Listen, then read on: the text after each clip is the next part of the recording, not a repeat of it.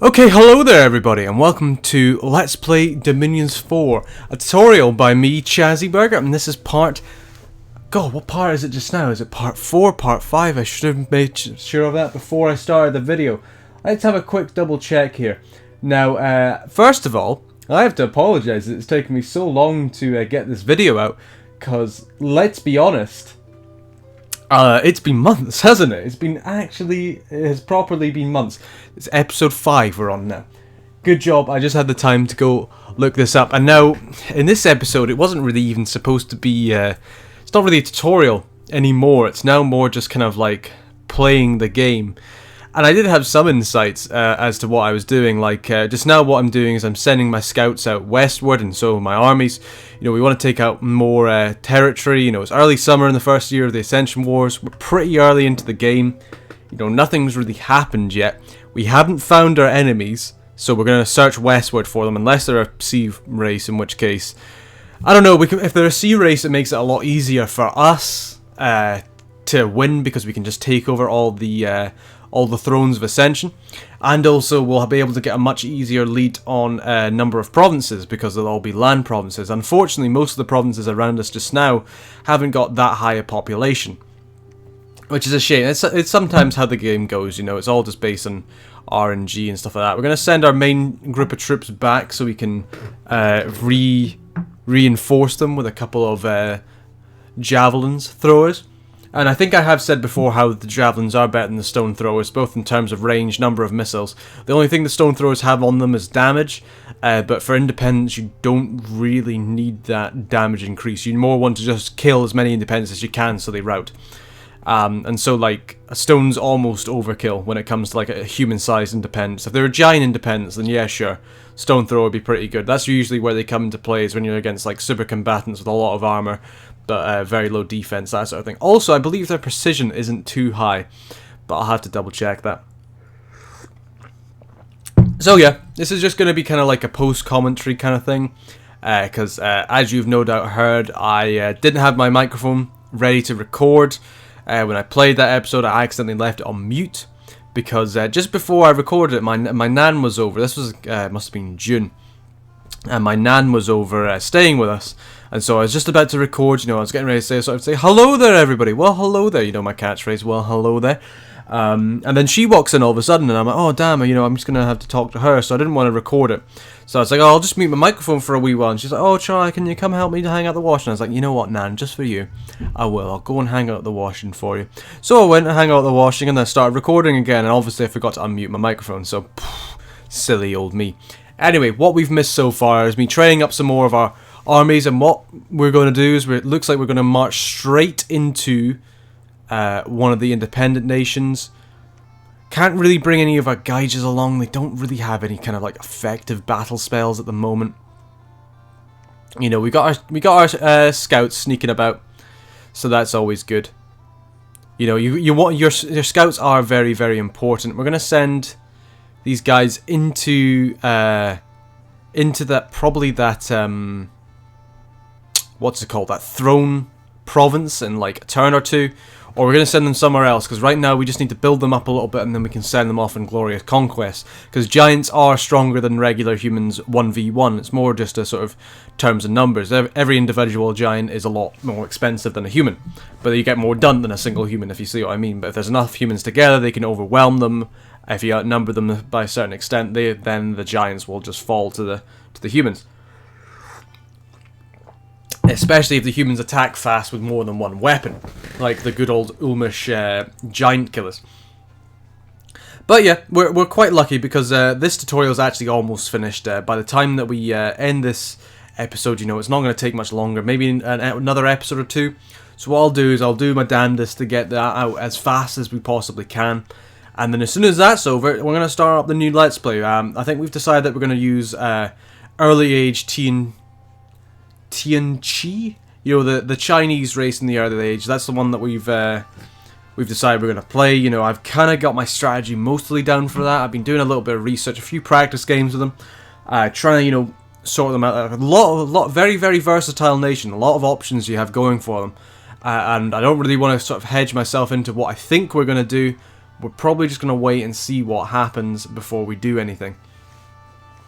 So yeah, I've decided against attacking the independent army at the throne. Obviously, what we're going to do is we're going to send that army up to the top there to take care of those independents in the top right, because it's they do contain heavy cavalry, so that's going to be a bit of a trouble. But hopefully, our giants will be strong enough that that doesn't really hinder us too much.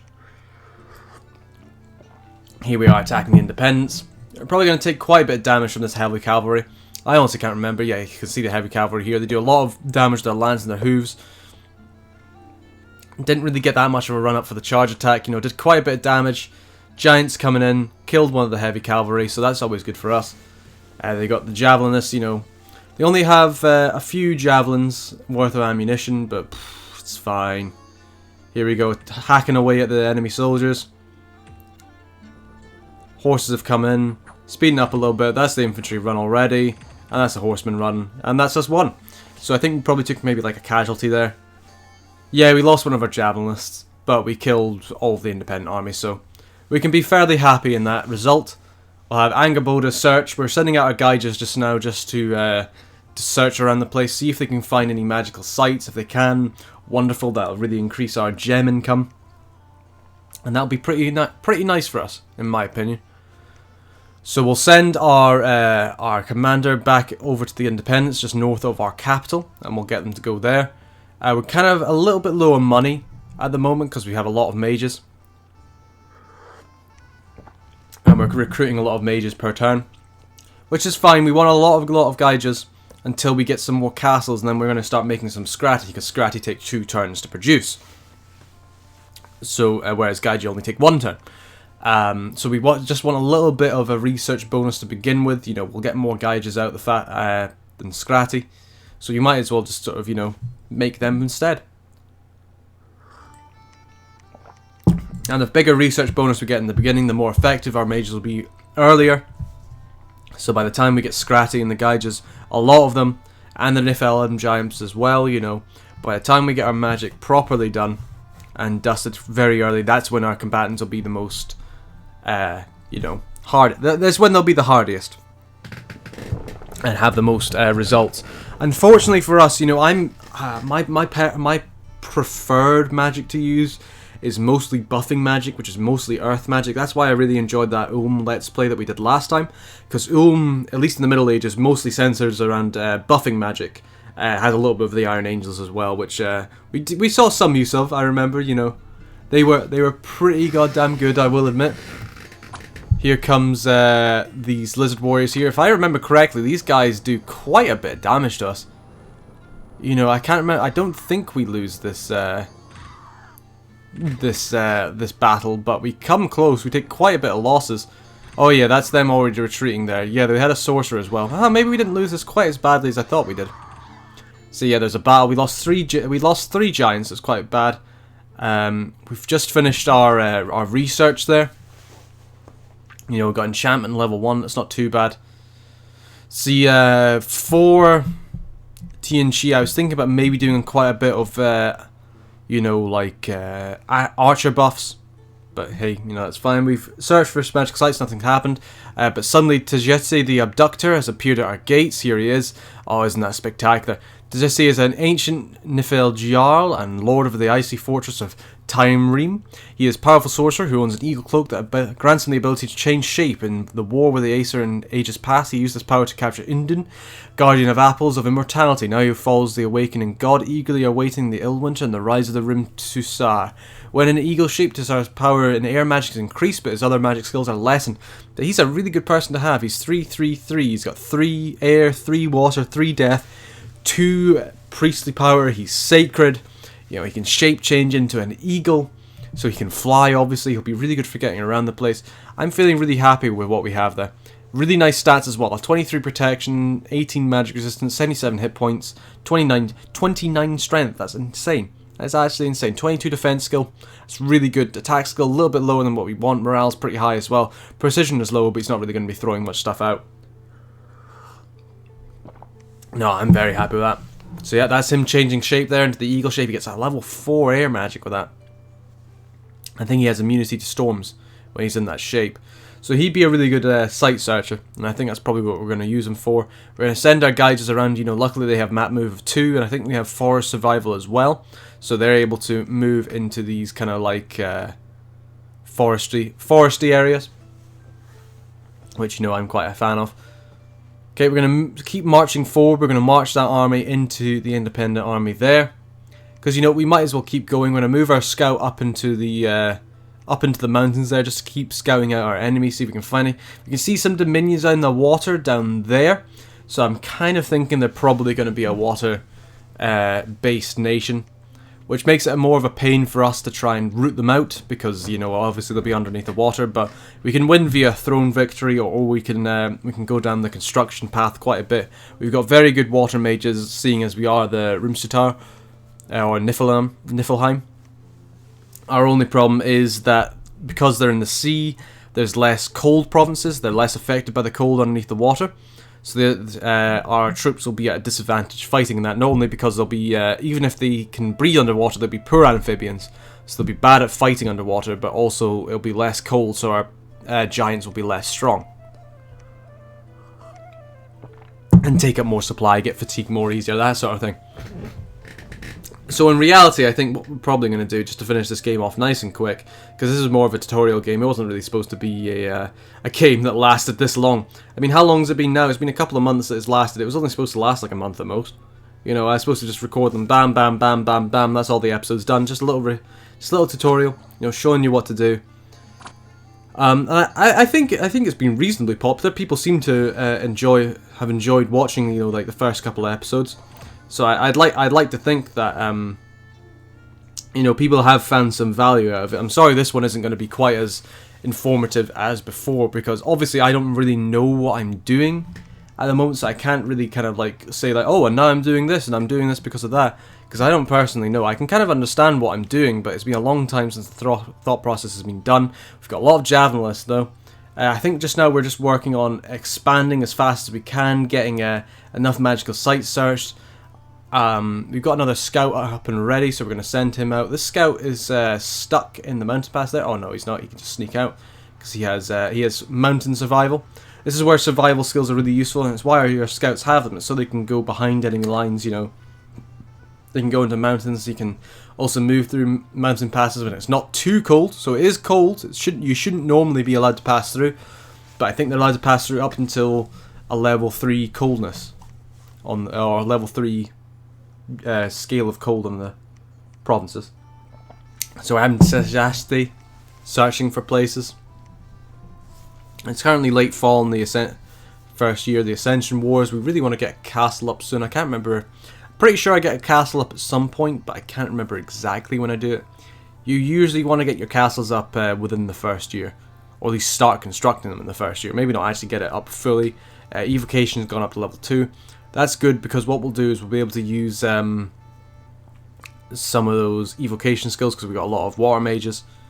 I've got enchantment up so we can get raise skeletons. We'll just start raising skeletons and soulless and stuff like that, and start using them to besiege our enemies. I think that's probably going to be our main thing with the Scrati and the Gaija, is just to, you know, raise up a load of skeletons all the time. Get our death magic up so it costs less fatigue, and just skelly spam our enemies down.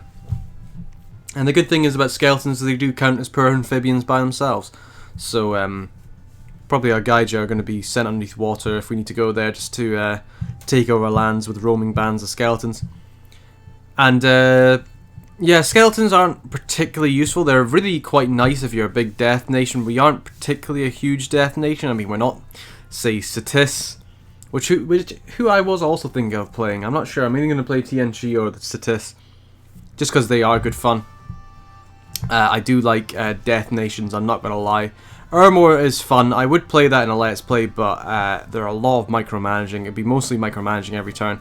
And to be honest, they either like face roll you in like 50 turns, or game lasts forever and it just becomes a micromanaging piece of hell. So I think we'll be alright for now. You know, with the Ermor thing. We played against Ermor last time. Always has to be Ermor. Hate Ermor. Playing against them. I enjoy playing them just because they're awful and I'd hate to be next to them. It's nice to get that kind of like revenge on people. So yeah, our scouts are scouting at the west. You know, we're moving back our troops to reinforce in our main capital here. Searching up moving our people to get ready to search some things. Enchantments leveled up. So we didn't really get anything from that. Water Shield and Breath of Winter. But no, we didn't really get anything else that was particularly useful.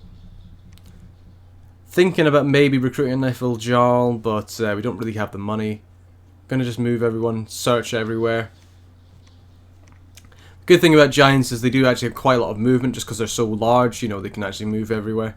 We're not going to attack the throne place just quite yet, I don't think. Yeah, we're probably just going to move Ari down and take out those independents near our... well, to our south anyway. Because there is enemy Dominion candles there, so I'm getting a bit concerned about where they are. See, when I was recording this, it never really clicked in my head, but I was like, they might be in the sea, but no, they're probably over to the left here. And I'm not entirely sure why I thought that when they had a Dominion candle right next to me there, and another Dominion candle on the shore just there.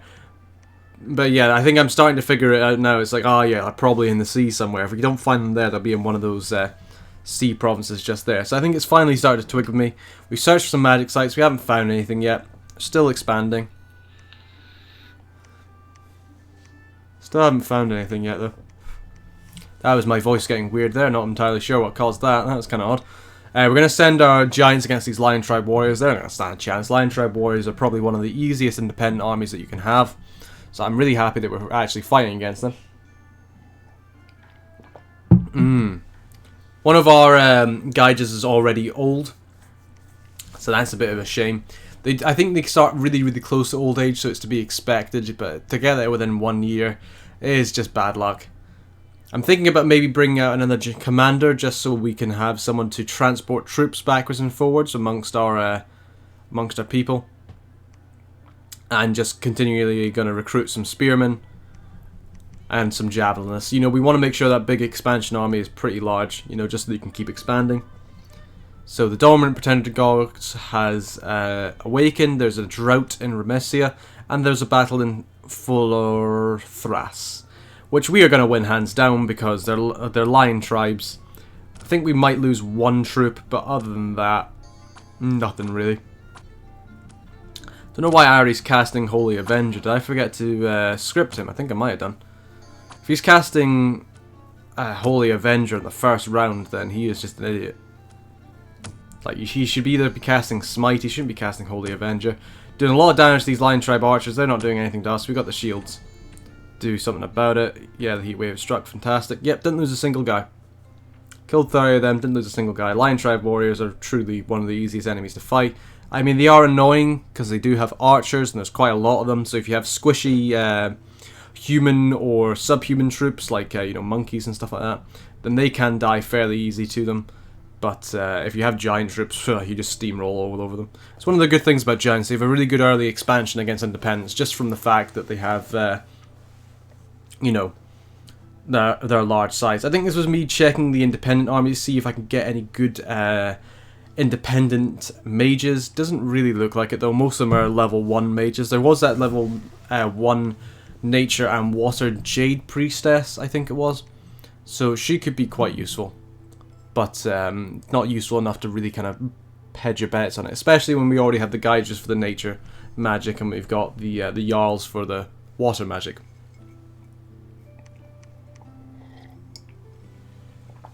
Not entirely sure what that sound was, but hey, that's fine. It sounded almost like something was disconnected there, which would be slightly odd, seeing as no, I don't think that could have been the case. So that must have been on the recording. Yeah, who knows? Who actually knows? So we found a blood marble mausoleum that'll give some more death gems. The one up there we are. So the mermen, so they're Pelagia, I think they are Pelagia, or one of the other merman nations. I can't remember them all off the top of my head.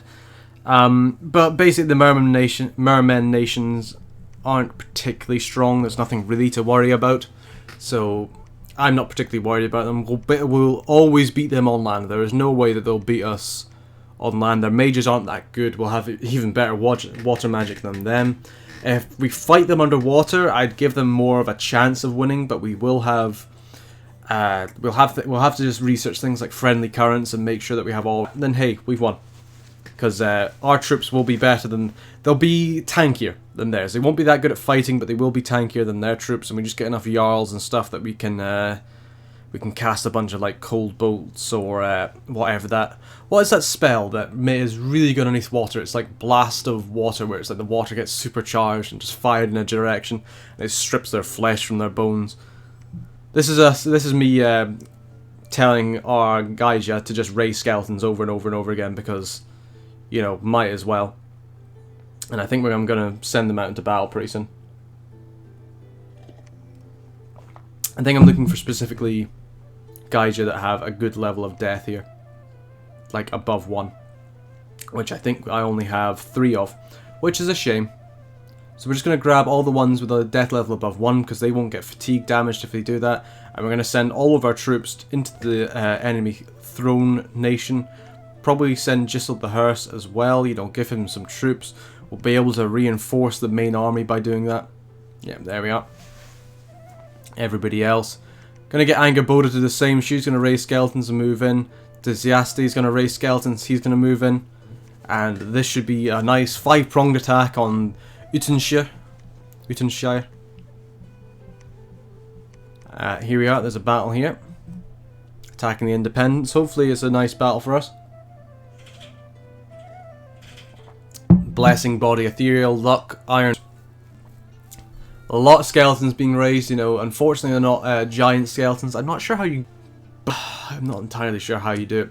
Raising more skeletons. We've got Fire Elemental there, which is, hilariously enough, burning away his own troops. And probably himself as well.